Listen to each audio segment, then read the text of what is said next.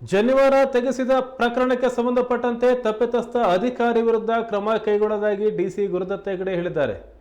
ಶನಿವಾರವನ್ನು cut ಮಾಡಿಲ್ಲ, ತೆಗೆಸಲಾಗಿದೆ. ಈ ಕುರಿತು ಸಿಸಿಟಿವಿ ಫೂಟೇಜ್ ಇದೆ ಅಂತ ಅವರು ಹೇಳಿದ್ದಾರೆ.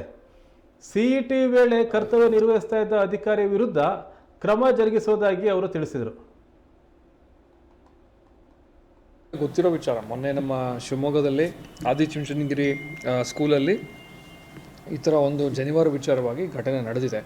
ನಾವು ಆ ಕುರಿತು ನಮ್ಮ ಕನ್ಸರ್ನ್ಡ್ ಆಫೀಸರ್ಸು ಆಮೇಲೆ CCTV ಫುಟೇಜ್ ಎಲ್ಲ ಇನ್ ಡೀಟೇಲ್ ಆಗಿ ನಾವು ಚೆಕ್ ಮಾಡಿದ್ದೀವಿ.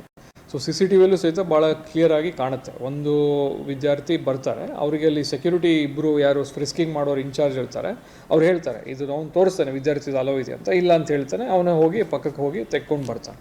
ಆಮೇಲೆ ನೆಕ್ಸ್ಟು ಇನ್ನೊಂದು ವಿದ್ಯಾರ್ಥಿ ಇದೇ ಥರ ಬರ್ತಾರೆ, ಅವಾಗ ಇವ್ರು ಹೇಳ್ತಾರೆ ಇಲ್ಲ ಅದು ಅಲವಿಲ್ಲ ಅಂತ ಹೇಳ್ತಾರೆ. ಆವಾಗ ಅವನು ಇಲ್ಲ ನಾವು ಯಾವತ್ತೂ ತೆಗೆದಿಲ್ಲ ಎಕ್ಸಾಮು ಆ ಥರ ನಾನು ತೆಗಿಯಲ್ಲ ಅಂತ ಅವನು ಅಲ್ಲೇ ಹೇಳ್ತಾನೆ. ಹಾಗಾದ್ರೆ 5 ನಿಮಿಷ ಕೂತ್ಕೊಳ್ಳಿ ಅಂತ ಅಲ್ಲೇ ಪಕ್ಕಕ್ಕೆ ಕೂಡಿಸ್ತಾರೆ. ಇದು ಕ್ಯಾಮ್ರಾದಲ್ಲಿ ಭಾಳ ಕ್ಲಿಯರಾಗಿ ಇದು ರೆಕಾರ್ಡ್ ಆಗಿದೆ. ಆಮೇಲೆ ಅಲ್ಲಿ ಸೈಡ್ ಇದು ಏನು ಇನ್ಚಾರ್ಜ್ ಇದ್ದಾರೆ, ನಮ್ಮ ಪ್ರಿನ್ಸಿಪಲ್ ಇದ್ದಾರೆ, ಅವರು ಅಲ್ಲಿ ಹೋಗಿ ಅವರು ನೋಡ್ತಾರೆ ಯಾಕೆ ಕೂತಿದ್ದಾರೆ ಅಂತ ಕೇಳಿದಾಗ ಇಲ್ಲ ಈ ಥರ ಇದು ಡೌಟ್ ಇದೆ ಅಂತ ಹೇಳ್ತಾರೆ. ಇಲ್ಲ ಆ ಥರದ್ದೇನು ಇದಿಲ್ಲ, ರಿಲಿಜಿಯಸ್ ಇದಕ್ಕೆ ನಾವು ಅಡ್ಡ ಬರಬಾರ್ದು, ಅವ್ರನ್ನ ಬಿಡಿ ಅಂತ ಹೇಳಿ ಇಮಿಡಿಯೇಟ್ಲಿ ಅವರು ಬಿಡ್ತಾರೆ. ಸೊ ಯಾವುದೇ ನಮ್ಮ ವಿದ್ಯಾರ್ಥಿಗಳಿಗೆ ಎಕ್ಸಾಮ್ ಬರೀಲಿಕ್ಕೆ ತೊಂದರೆ ಆಗಿಲ್ಲ. ಅವರು in time before exam time only ಕ್ಲಾಸಿಗೆ ಹೋಗಿ ಅಲ್ಲಿ ಕೂತು ಬರೆದಿದ್ದಾರೆ. ಬಟ್ ಡೆಫಿನೆಟ್ಲಿ ಅವರ ಒಂದು ಧಾರ್ಮಿಕ ಭಾವನೆಗೆ ಅಲ್ಲಿ ಧಕ್ಕೆ ಉಂಟಾದಂಗೆ ಆಗುತ್ತೆ, ನಾವು ಒಪ್ಕೊಳ್ತೀವಿ. ಅದೇ ಕಾರಣಕ್ಕಾಗಿ ಇಬ್ಬರು ಸೆಕ್ಯೂರಿಟಿ ಗಾರ್ಡ್ ಯಾರಿದ್ದಾರೆ, ನಮ್ಮ ಹೋಮ್ ಗಾರ್ಡ್ಸ್ ಯಾರಿದ್ದಾರೆ, ಪೊಲೀಸ್ ಸಿಬ್ಬಂದಿ ಇದ್ದಾರೆ, ಅವ್ರನ್ನ ನಾವು ತಕ್ಷಣಕ್ಕೆ ಅಮಾನತು ಮಾಡಿದ್ದೀವಿ. ಮುಂದಿನ ಎಂಕ್ವೈರಿ ಸಹಿತ ಸಹಿತ ಅದನ್ನ ಆರ್ಡರ್ ಮಾಡಿದ್ದೀವಿ. ಮತ್ತು ಆ ಸಂಬಂಧ ಅಲ್ಲಿ DDP ಆಯಿತು ಮತ್ತು ಅಲ್ಲಿ ಪ್ರಿನ್ಸಿಪಲ್ ಆಯಿತು. ಇಮ್ಮಿಡಿಯೇಟ್ಲಿ ಅವರು ಸಮಯ ಪ್ರಜ್ಞೆ ತೋರಿಸಿದ್ದಕ್ಕೆ ವಿದ್ಯಾರ್ಥಿಗಳಿಗೆ ಎಕ್ಸಾಮ್ ಬರಲೇ ಇರಲಿಕ್ಕೆ ಯಾವುದೇ ರೀತಿ ಸಮಸ್ಯೆ ಆಗಿಲ್ಲ.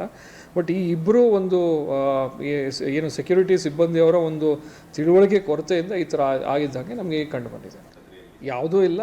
ಅದೇ ವಿದ್ಯಾರ್ಥಿಗೆ ಫಸ್ಟ್ ವಿದ್ಯಾರ್ಥಿ ಯಾರು ತೆಕ್ಕೊಂಡು ಬಂದು ಅವ್ರಿಗೆ ಹೇಳ್ತಾರೆ ನೀವು ಒಂದು ಸೈಡಿಗೆ ಹೋಗಿ ತೆಕ್ಕೊಂಡು ಬನ್ನಿ ಅಂತ ಹೇಳ್ತಾರೆ. ಅವ್ನು ಸೈಡಿಗೆ ಹೋಗ್ತಾನೆ, ಕಾಣುತ್ತೆ ಅಲ್ಲಿ CCTVಯಲ್ಲಿ ವೆರಿ ಕ್ಲಿಯರ್ಲಿ ಕಾಣುತ್ತೆ. ಪ್ರಮಾಣ ಮಹಾಸಭಾದವರೆಗೂ ನಾನು ತಿಳಿಸಿದ್ದೀನಿ, ತಾವು ದಯವಿಟ್ಟು ಬನ್ನಿ, ನಿಮಗೆ ವಿಡಿಯೋ ಫುಟೇಜ್ ತೋರಿಸ್ತೀವಿ. ಶೇರ್ ಮಾಡೋಕ್ಕಾಗಲ್ಲ, ಎಕ್ಸಾಮ್ ಇರೋದ್ರಿಂದ ಆಬ್ವಿಯಸ್ಲಿ ಅದು ಕಾನ್ಫಿಡೆನ್ಷಿಯಲ್ ಮಟೀರಿಯಲ್ ಆಗೋದ್ರಿಂದ ನಾವು ಶೇರ್ ಮಾಡೋಕ್ಕಾಗಲ್ಲ. ಬ್ರಹ್ಮಾಂಡ ಮಹಾಸಭಾದವರೆಗೂ ನಾನು ಹೇಳಿದ್ದೀನಿ, ನೀವು ಬನ್ನಿ, ಅದನ್ನ ನಿಮ್ಮ ಫುಟೇಜ್ ತೋರಿಸ್ತೀನಿ. ಆಮೇಲೆ ವಿದ್ಯಾರ್ಥಿ ಆ ಥರ ಕಟ್ ಮಾಡಿದವರು ಆ ಥರ ಇದೆ, ದಯವಿಟ್ಟು ತೋರಿಸಿ, ನಾವು ಅವ್ರಿಗೆ ಬೇಕಾದ್ರೆ ಆ ಇಂಕ್ವೈರಿನೂ ನಾವು ಮಾಡ್ತೀವಿ. ಮತ್ತು ಇದೇ ವಿಚಾರವಾಗಿ ದೊಡ್ಡಪೇಟೆ ಸ್ಟೇಷನಲ್ಲಿ FIR ಸಹಿತ ನಾವು ಬುಕ್ ಮಾಡಿದ್ದೀವಿ. ಆ FIR ಅಲ್ಲಿ ಸಹಿತ ತನಿಖೆ ಮಾಡಬೇಕಾದ್ರೆ ಈ ಥರ ಏನಾರು ಆಗಿದ್ದು ಕಂಡು ಬಂದರೆ ಖಂಡಿತ ಅದು ನಮ್ಮ ಗಮನಕ್ಕೆ ಬಂದೇ ಬರುತ್ತೆ. ಬಟ್ ಆ ಥರ ಎಲ್ಲೋ ಯಾರು ಕಟ್ ಮಾಡೋದಾಗಿರಲಿ, ಡಸ್ಟ್ಬಿನ್ನಿಗೆ ಹಾಕೋದು ಆ ಥರ ಆಗಿಲ್ಲ. ಬಟ್ ಇದು ಸಹಿತ ಒಪ್ಪಕ್ಕಾಗಲ್ಲ. ಇದು ತೆಕ್ಕೊಂಡು ಬನ್ನಿ ಅಂತ ಅನ್ನೋದನ್ನು ಸಹಿತ ನಾವು ಒಪ್ಪಲ್ಲ.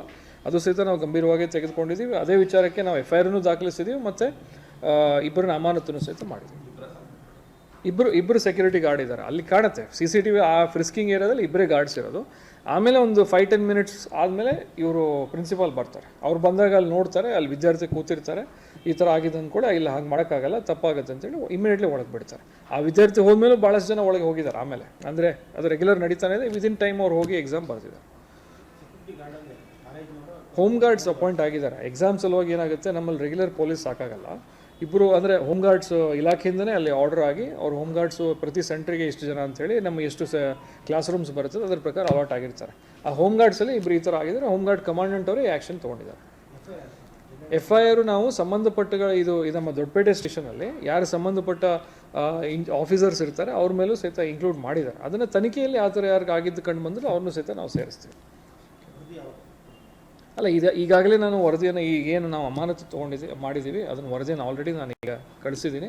ಇನ್ ಡೀಟೇಲ್ ಅವ್ರ ಡಿಪಾರ್ಟ್ಮೆಂಟಲ್ಲಿ ಇಂಕ್ವೈರಿ ಆಯಿತು. ಆಮೇಲೆ FIRದೇನು ಮುಂದಿನ ಪ್ರಗತಿ ಏನಾಗಬೇಕು ಆಗುತ್ತೆ, ಅದರ ಪ್ರಕಾರ ಅದಾಗುತ್ತೆ.